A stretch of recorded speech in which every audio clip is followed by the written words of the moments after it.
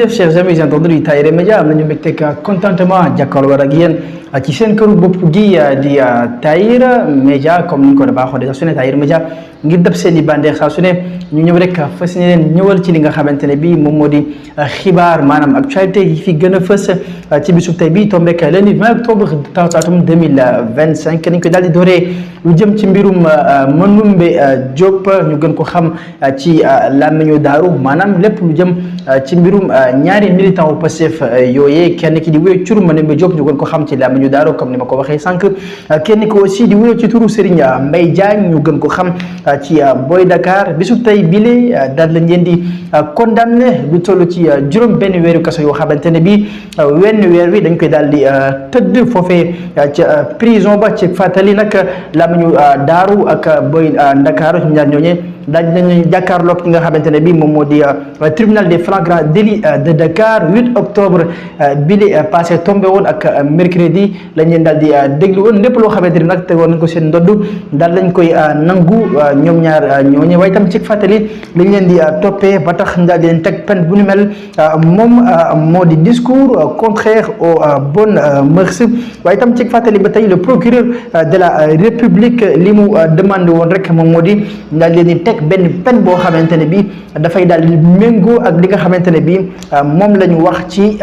nit kookee nga xamante ne bii wala ci ñooñe nga xamante ne bii jàpp nañu ne ñoom la ñu mettre ay propos contraires aux bonnes mœurs ci seen kaw ñu ñëw ci mbirum waajuru Mame Ndiaye Savon nekk célèbre vendeuse de produits cosmétiques Mame Ndiaye Savon nag ñu xibaar ne ki nga xamante ne bii moom moo di waajuram wu jigéen moom ci boppam daal dañ koy jàpp tey jëlee bu ñu sukkandikoo ci kenn ki nga xamante ne bii jege na dossier bi lool ñu xamal rek moom moo di waxtu wi ñuy wax ak yéen waaye juru Mame Ndiaye Savon wu jigéen woowee ñi ngi foofee wala ñi ngi waxtu wi di ko yóbbu foofee ca brigade de recherche bu Ndakaaru liñ koy toppee rek moom moo di wala tamit li tax daal di koy interpellé moom way juru Mame Ndiaye Savon wu jigéen woowee moom moo di ay kaddu yoo xamante ne bii dafa injurieux maanaam ay kaddu yoo xamante ne bi jàpp nañu ne dafa waroo maanaam dafa ñàkk teggin dal di ñëw rek ba tey ci mbirum tribunal des flagrants délits de Dakar tey ci lundi bi aussi daal dina ñëw ci mbirum gaynde Macky ñu gën ko xam wala di wuyoo ci turu Daba Mbodj nekk ab militante APR parti Alliance pour la République nday moomee nag la prévenue a été déclarée coupable de discours contraire aux bonnes mœurs et condamnée à 6 mois de prison dont 1 mois ferme li ñu koy toppee maanaam moo lépp loo xamante ni daal dafa jëm ci mbirum koo xamante ne bii dafay exercer ay prérogatives yu président de la République maanaam koo xamante ne bii dafa yor ay ndombal tànk yoo xamante ne bii président de la République moom la yor dafa jël ay kàddu yoo xamante ne bii peut-être jàpp nañu ne dafa waroo mu daal di koy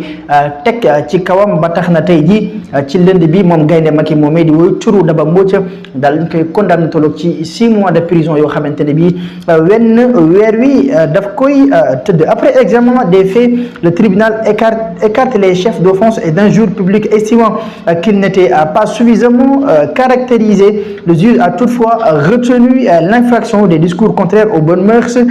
fondant sa décision sur la gravité des propos diffusés. Ñu ñëw aussi ci mbirum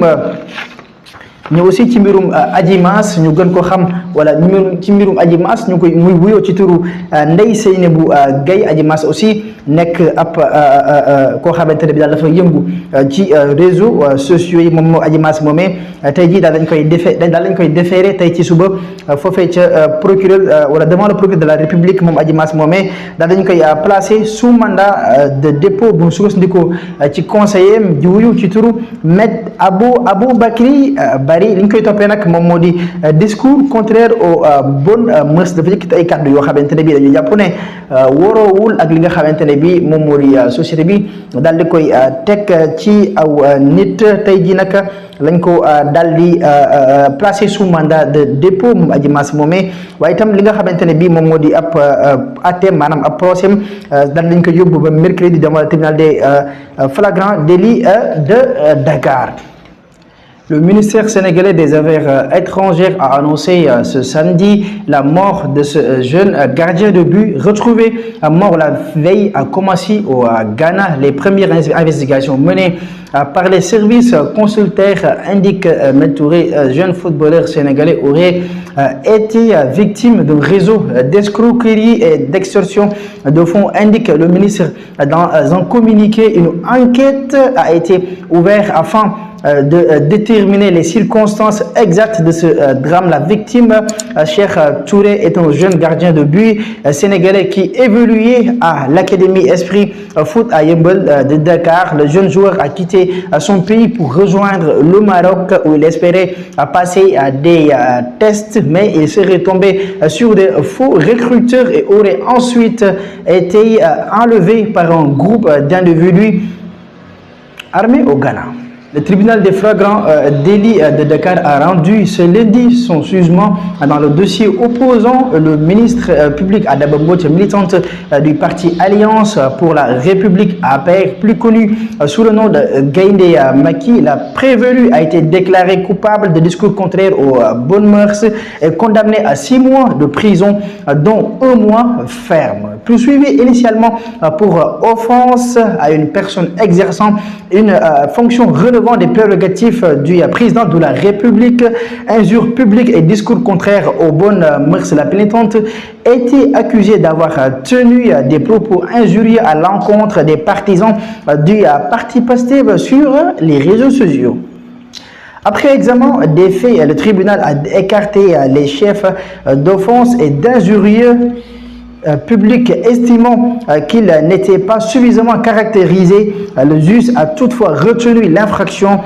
des discours contraires aux bonnes mœurs, fondant à sa décision sur la gratuité des propos diffusés. Après examen des faits, le tribunal a écarté les chefs d'offense et d'injures publiques, estimant qu'ils n'étaient pas suffisamment caractérisés. Le juge a toutefois retenu l'infraction de discours contraires aux bonnes mœurs, fondant sa décision sur la gratuité des propos diffusés.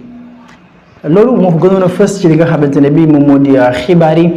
tey maanaam actualité yi nga xamante ne bii moom la ñu fas yéene woon ñëw partager ak yéen dañ daal di ñëw rek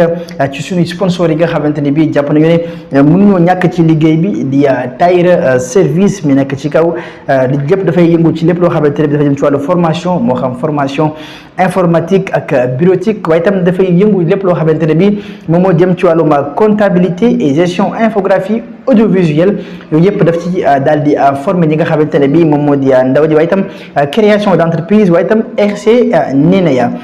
waaye itam dafay yëngu lépp lu jëm ci wàllum cours particulier yi jëm ci wàllum français waaye itam dañuy yëngu aussi lu jëm ci wàllum impression numérique moo xam photocopie nga bëgg ak scanner moo xam aussi création affiche nga bëgg flyers logo rédaction et de CV professionnel waaye itam carte de visite membre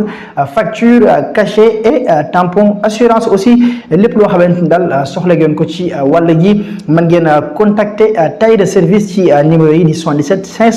557 80 38 77 encore 657 80 38 waaye itam mën nga jokkoo ak ñoom aussi ci numéro bi 76 638 31 49 76 638 31 49 boo wootee ci numéro yi di nga jot monsieur Mboup incha allah lépp loo soxla ci yii wala li mën rek bu ci yàlla andee dinañ ci taxawu ci taxawaay bu mucc ayib li daal lañu andi woon tey jii fas yéene ko ànd ak yéen restez comme ça sur Tahir Média.